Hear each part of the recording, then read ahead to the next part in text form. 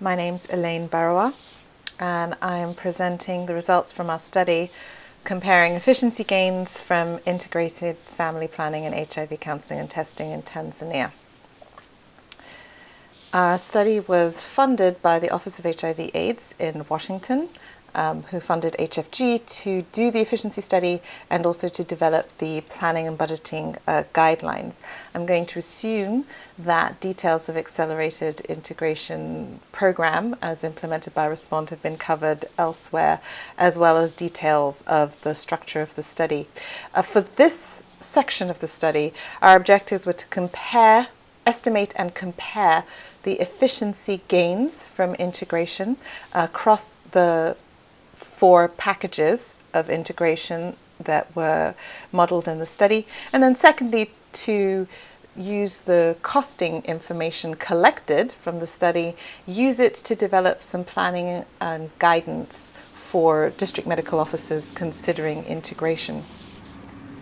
A quick methodology note on measuring integration. We collected information on HIV counselling and testing from the PITC registers. We collected information on family planning from the M2H8 registers.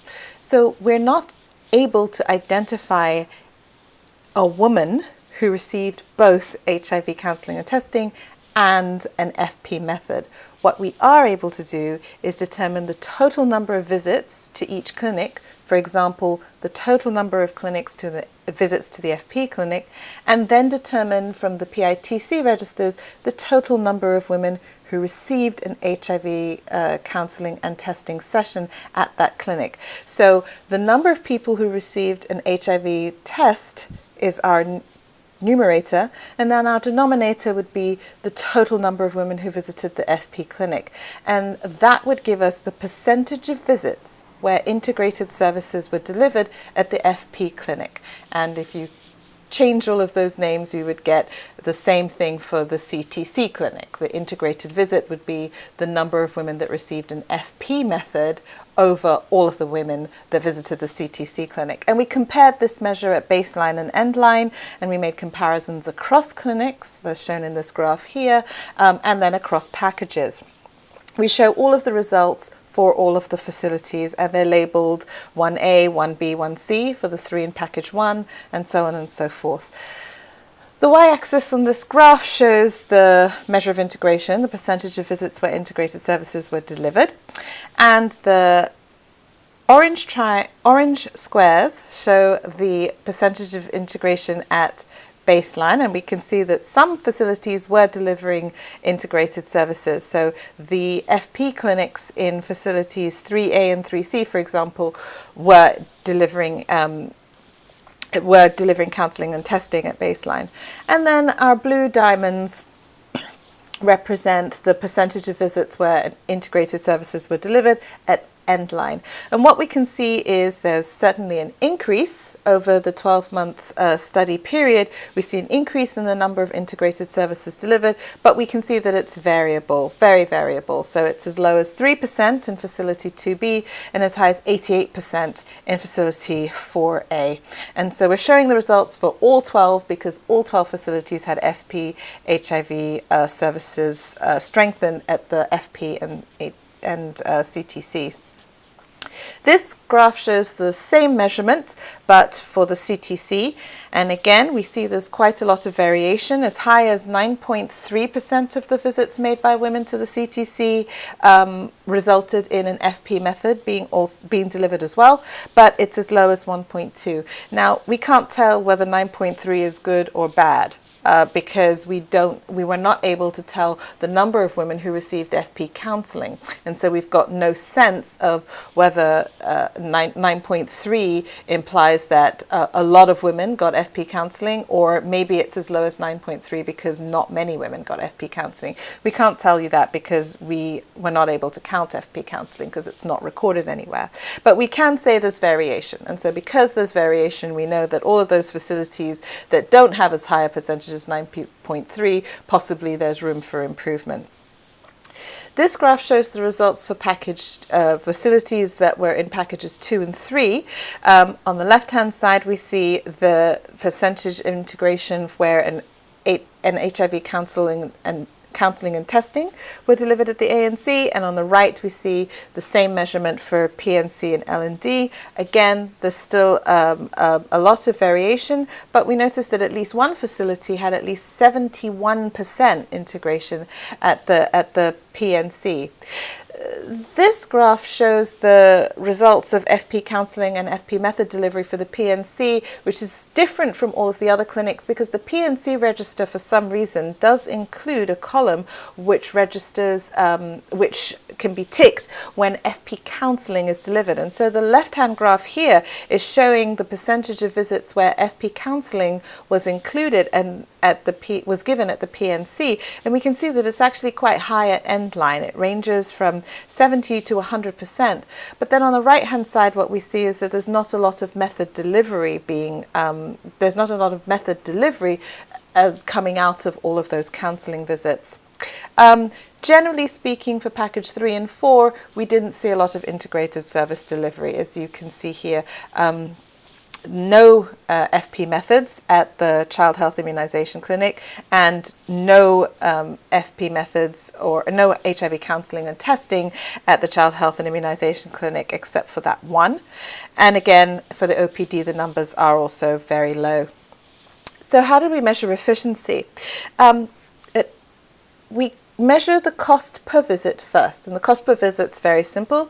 That's the total clinic cost divided by the total number of visits. That would give you the cost per visit. But once integration is carried out, we would expect, instead of the cost per visit would stay the same, but the cost per event would change. And when we say event, what we mean is if a woman goes to the FP clinic and she gets a method, that would be an event. If she goes to the FP clinic and she gets a method and she gets HIV counselling and testing, we would say that's 2 events because she got 2 services. So if you take the total cost of the clinic and you divide it by the total number of events, obviously your cost per event is going to fall because you have more events than you had visits. And so what we're simply doing is taking the second measure, the cost per event, and if you take that cost and you subtract it from just the plain old cost per visit, that difference, that fall in cost, that's what we're referring to as our efficiency gain or benefit. And we take all of those gains and we can sum them up across all of the visits that happen at the FP and CTC clinics. And this graph shows all of those gains and compares them with the cost. So the first cluster for 1A shows the gain from FP HIV integration, which is that small blue bar, and the cost of implementing FP HIV integration, which is the orange bar. If we sum across all the 12 facilities, the total benefits sum to $43,000 or 96 million, $43,000 or 96 million shillings. But the costs are much higher. So the costs are $76,000 or 131 million shillings. But that's just for 1 year. If we assume that that gain continues in the second year, not that it increases, but we get the same gain in the second year, because we're not going to incur much cost in the second year, we can sum up those gains across the 2 years and compare them with the costs we incurred in the first year, and you see a very different picture. Basically, if you sum up all of those costs and then you sum up all of the benefits at the second year, you see that the benefits vastly outweigh the gain. So in this graph, you can see all those lovely tall blue bars compared to the much shorter orange bars. However, the cost of implementing integration in packages 2, 3, and 4 is higher because more training has to occur for the staff who work in the ANC, PNC, CHI, and OPD clinics. And that cost is quite substantial because that's quite a large number of staff. And so this graph, what you see in the first 3 bars, you're seeing the cost of implementing integration in package 1. And in the FP CTC clinics. And remember, package 1 was really implemented across all 12, so you see that in all 12 bars. That topmost bar that you can see in the 9 facilities towards the right, that represents the costs of implementing integration. That's the cost of the additional trainings for the ANC, PNC, CHI, and OPD staff. And you can see that cost is quite significant. Now, recall from our last few graphs, we didn't see a lot of integrated service delivery in those sites. So when you look at the cost of implementing integration in those sites, and you look at the benefits, you'll see that the costs outweigh the benefits. And that's what we see in this graph. So the first bar is showing you the costs and benefits just at the FP CTC clinics. And you can see that the cost, which is that dark blue section, is much smaller than the light blue topmost part of that bar, which shows the benefit. But if you look at the second bar in each of these clusters, you see that gray section. That gray section is the cost of implementing integration in those additional service delivery points, and you can see the benefit on top. And the benefit, which is in orange, you can see that that benefit is much smaller than the cost. So in conclusion, we see certainly additional service delivery happening as a result of integration, but it's most efficiently done in the FP and CTC clinics rather than in all of the service delivery points. There are a couple of caveats. One, we weren't able to include the benefits of FP counselling because it wasn't recorded in the registers, so we couldn't count it up. The second would be the sample size. This is a sample size of just 12, and we saw quite a bit of variation in integration even amongst the 12. So there's room for improvement, but it's in terms of the level of integration, but it is only 12 facilities. So the next step was taking the information that we gathered from the study and using it to develop guidance for district medical officers and facilities. The strategic information we provided is what I've just summarized to you. It's probably most efficient to implement integration at the FP and CTC only. But we took all of the cost information and we incorporated it into the planning and budgeting processes that district medical officers already follow for annual plans. So at the baseline, we did a review of the planning and budgeting process, which I've summarized here. And then we took all of the components of support for integration, so infrastructural upgrades that were required, training, and additional commodity needs. With regards to training, we assume that the training of trainer costs, if those trainers are provided by the Ministry of Health, there'd be minimal costs associated with that. But the second group of costs for training would be the per diems, and we use the standard per diems that DMOs would be facing. In terms of commodity costs, we collected information on commodities from the 12 facilities over the study period. We didn't include those costs in the analysis, but we did collect that information. And so that information is incorporated into the guidance so that district medical officers and facilities have a sense of how much additional commodity they may need to plan and procure for if they decide to move forward with integration. So what we did was we took all of those line items and we matched them with the codes that are in the comprehensive community health plans for the facilities. And there are some costs that would be incurred by the district medical officer, so any community engagement to talk about integration and any supportive supervision costs. So we also took those costs and matched them to the line items for the district medical office.